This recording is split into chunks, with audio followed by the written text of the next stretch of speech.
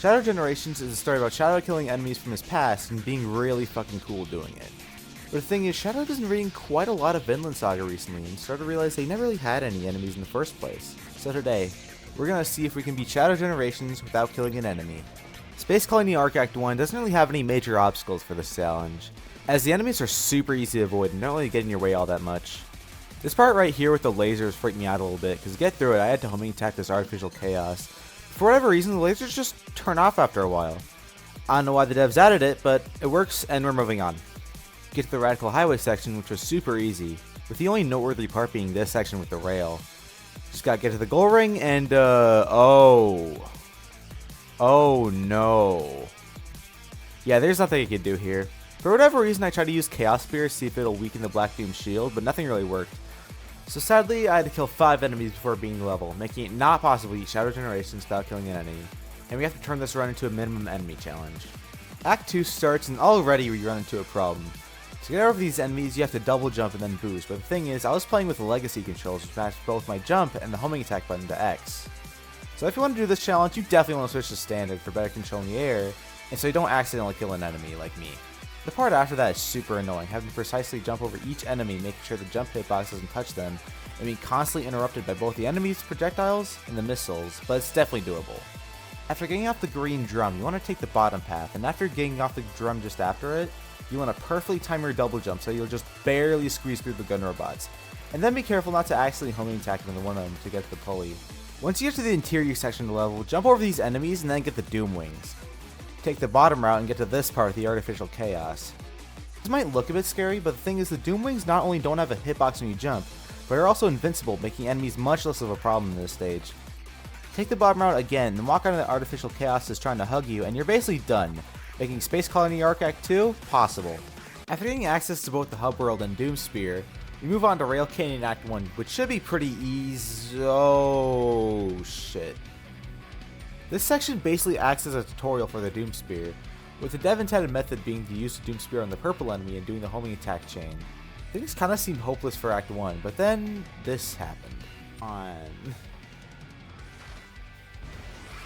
my god! Oh my god! I need to stop. Let's go! Oh my god! It worked! Oh my god! Oh my god! I know what happened. I don't know how it happened, but you know what? Okay.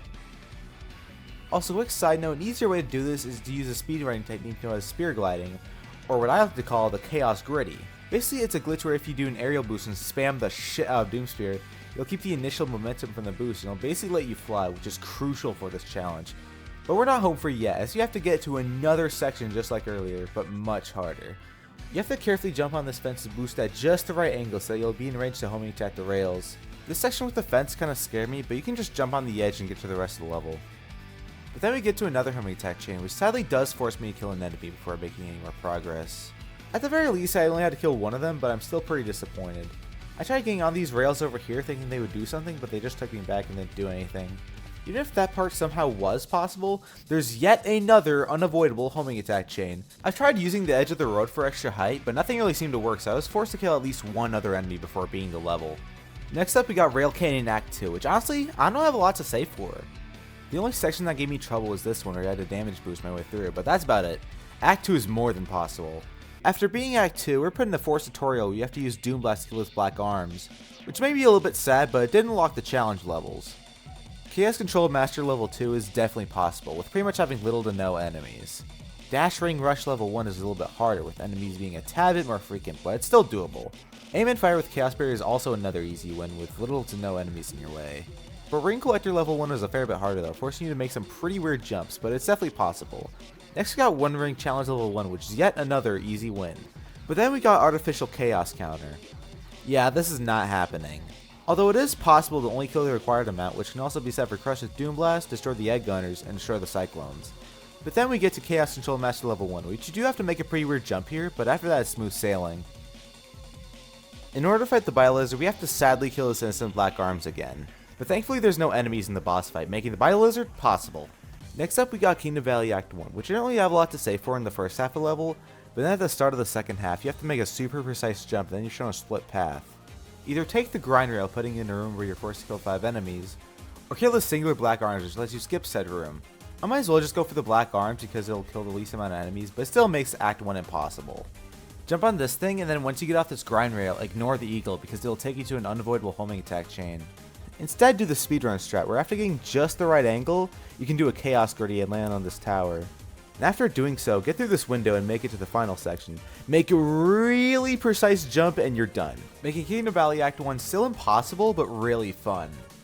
Next up we got Act 2, where just like Act 1, the first half is super easy, but the second half is a bit tougher. Once you get to this horde of enemies, you can use the black arms for extra height since they only take damage after being hit with a Doom Blast. Then do an aerial boost, and once you're in between 2 of the enemies, make sure you get right in the middle so you don't actually kill them with your jump hitbox. Carefully jump over more enemies, and once you get to this section with the moving pillars, use Chaos Control to take the high route. The low route isn't impossible by any means, but you do have to make a pretty weird jump to get through it. Carefully jump over even more enemies, and once you get to the outdoor section, boost over these floating enemies, and you're basically done, making Kingdom Valley Act 2 possible. Sunset Heights Act 1 seems pretty straightforward at first, not really being much different from a casual playthrough. Then you get to not 1, not 2, not 3, but 4 back-to-back force enemy encounters, which are all obviously impossible. For a section with the bees, I tried using the Chaos Griddy, but I was too low to the ground, and Shadow's double jump wasn't high enough. So if there's any way to skip this section, or at the very least reduce the enemy count, please tell me in the comments below, because I'd love to hear what y'all have to say. Which reminds me, if you are enjoying the video or want more challenge videos like this, please consider either liking or subscribing to my channel. It might not seem like much, but it helps out the channel a ton. But if you won't, then that's fine too.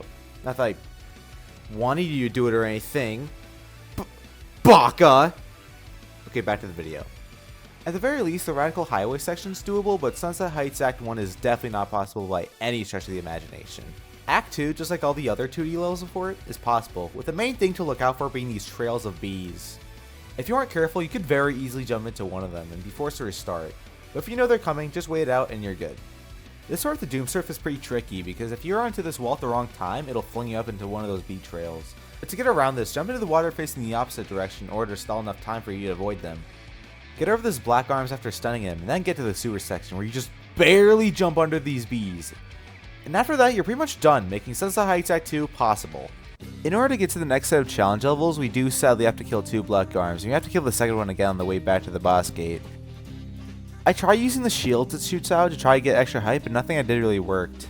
And like I said earlier, if you do find a way around either one of these, please let me know in the comments. Wandering Challenge Level 2, Crush the Surfsman, and Dashing Arch Level 2 all have a total of 0 enemies in their respective levels, giving us 3 easy wins. Beware of Spinning Spikes is pretty much only one set of enemies, but that can be very easily ignored. However, Death Egg Robot Panic is much harder. After carefully moving through these bees, you get to this section right here. What I'm supposed to do is activate the switch that destroys all these glowing platforms and lets me progress the level. The only problem are these guys. I can't boost over them because the ceiling's too low and I'll hit one of them on accident, but I can't maneuver myself over each one individually because it'll take way too much time and I'll fall into a bottomless pit. Turns out if you hug this wall right here, you're safe from both killing the enemies and falling into the bottomless pit, letting you finish the level.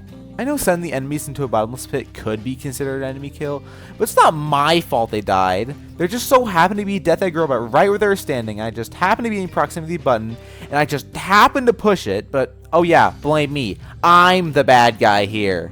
Ring Collector level 2 kinda scared me at the start, but if you use Chaos Griddy, you can get over this grind rail. Aside from that, this level is definitely possible.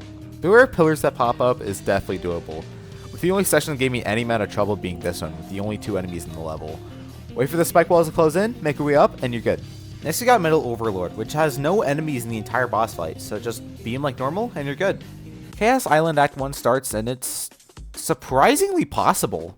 If I'm being honest, I don't really have much to say about it, and there wasn't really any section that gave me trouble.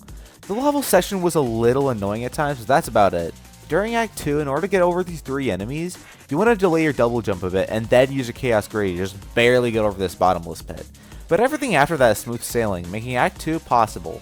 Next up we got the rest of the challenge levels, which are almost all doable, with the obvious exception of Destroy the Cyclones, leading us to the Mephiles boss fight, which sadly is a no-go. Basically, in order to deal damage to Mephiles during this section of the fight, I have to kill enough enemies to spawn in the Doom Morph, which I can use to hit him. I'm sure you can see the problem here. Even if that part was somehow possible, you have to kill all his clones in this big enemy right here. However, it's up to you if you consider the clones to be enemies or not. After beating him, you're given the Doom Wings, which lets you get to the last section of the game, But before that, I want to go back and replay the levels that were previously impossible and see if they're doable with the Doom Wings. Starting with Space Culling Arc Act 1, which sadly still isn't possible even with the Doom Wings, but Rail Canyon is where it gets interesting. When you get to this section, use Chaos Control to take the high route, then when you turn to the right, activate Doom Wings, and jump off just before the rail descends so you can ignore this entire section of the level and make it to the door, which would let you skip an otherwise unavoidable homing attack chain. Sadly, it can get very far after that, as I'm still stuck on this section during the Radical Highway portion of the level. I tried using the edge of the road like it did without the Doom Wings, but I just can't seem to get enough height. During Kingdom Valley Act 1, we can skip that black arms reverse kill earlier, making the rest of the level possible. But only with Doom Wings. Also, this isn't related to Doom Wings at all, but apparently if you use Doom Blast on the first black arms in Sunset Heights, you can skip the other two enemy counters after it, so I may be stupid, but for the last enemy, you do have to use Doom Wings to get over him, and he's otherwise unavoidable. So now it's time to get to the final stretch of the game, starting with Radical Highway Act 1. It starts off relatively easy at first, and then you get to this homing attack chain, which has normal shadow I can't get past, but with the Doom Wings I can just take the high route and ignore that section entirely. This part of the bridge might seem scary because you can't really get enough height to reach one of the platforms even if you do have Doom Wings, but thankfully there is a grind rail you can use at the bottom to get past it. After that, you're pretty much done, making Radical Highway Act 1 possible with Doom Wings. When you first start Act 2, don't immediately use up all your boosts because you'll want to save at least some of it for this part. By using a Chaos Griddy and a very, very well timed homing attack, you can definitely get past it. But then we get to this part with the black arms. I tried using the Doom Wing to get around it, but to no avail. So I had no choice but to attack him, making Act 2 of Radical Highway not possible.